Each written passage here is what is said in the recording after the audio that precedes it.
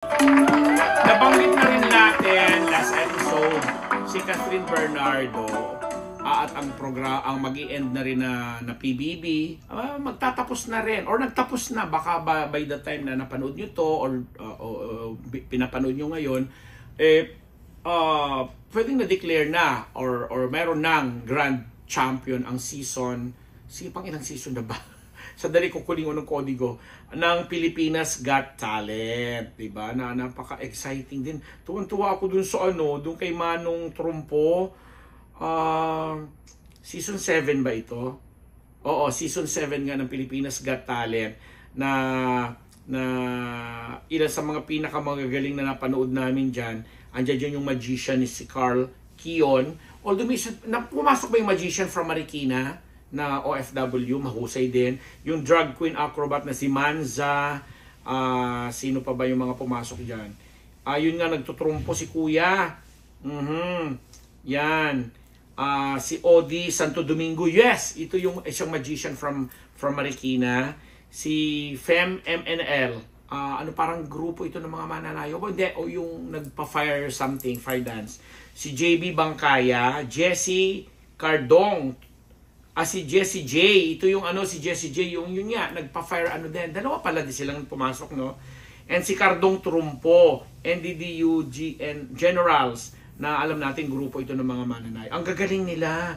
Pero ako talaga, sobrang impress ako. First time ko rin nakapanood nung ganung talent na yung trumpo yung gamit. Pero ang dami niyang nagagawa at amazing yung ginagawa nito ni Cardong Trumpo. Sana mag-win siya.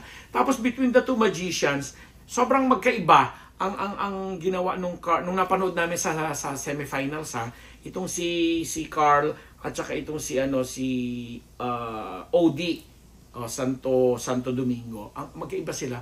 Pero syempre yung mga ibang kagaya ng mga dancers, yung mga grupo na although napapanood magagaling pero para kasi sa akin regular maraming beses na nating nakita yon.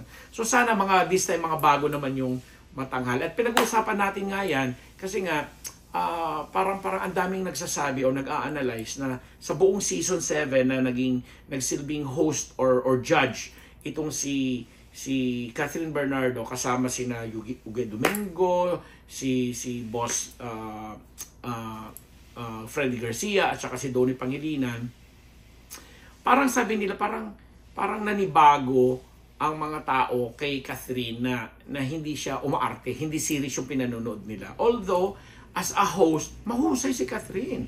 At saka talagang every episode ng papapanood mo, talagang pinag-ahandaan niya, gorgeous kung gorgeous. Kahit sabi mong tape na yon or maaaring matagal nang na-tape. Kasi kung ngayon June, patapos na sila ng June, maaaring 2 months ago o 3 months ago pa nilang na-tape yung programa na yun. Pero makikita mo talaga yung gorgeousness sa kanya. Kasi talaga, minsan mga revealing outfit pa yung sinusuot niya. And, ang most important dito, magaling siyang magaling ang mga spills niya.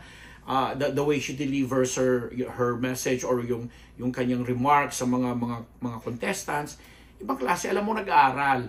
Kaya lang yun nga, medyo parang nanibago kasi parang sinasabi na hindi daw masyadong o hindi daw gano'n nagmarka yung programa itself in general, hindi kagaya ng mga previous outing nito na syempre pa kino-consider natin na hindi na nga napapanood sa wala dahil walang prangkisa, kumbaga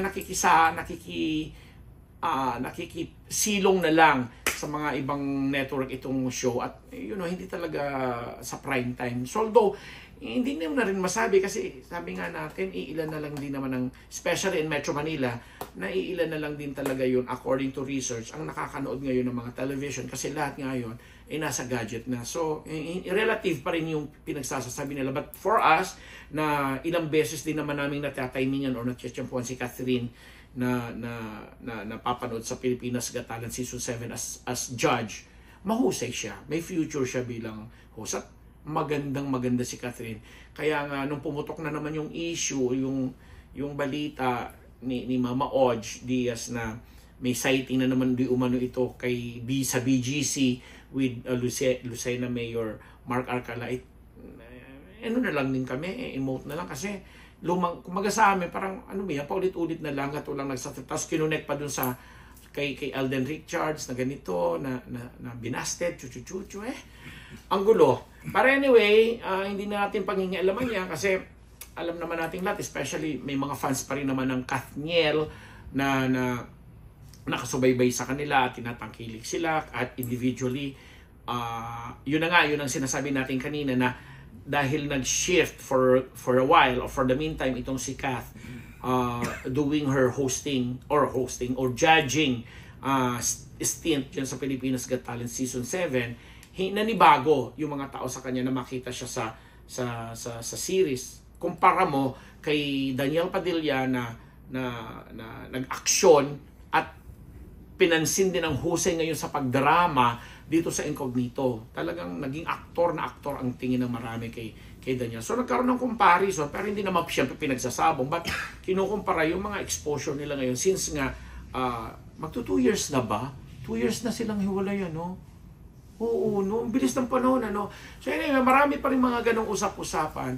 Pero yun nga, as we said, hindi natin alam kung ano yung mga susunod na proyekto nila. Baka naman, blah, blah, blah, blah, and so on. At for now, hindi namin gustong i-entertain yung mga chika-chika o balitang nagkakaigihan na nga ang Lucena Mayor at si Catherine. Kasi yun namin paniwalaan. Charot! Ayaw namin paniwalaan dyan, ano? With no offense sa mga kaibigan namin sa Lucena na ang mga kaibigan din naman ng mga mayor at kamag-anak pa yung ibang kachika namin.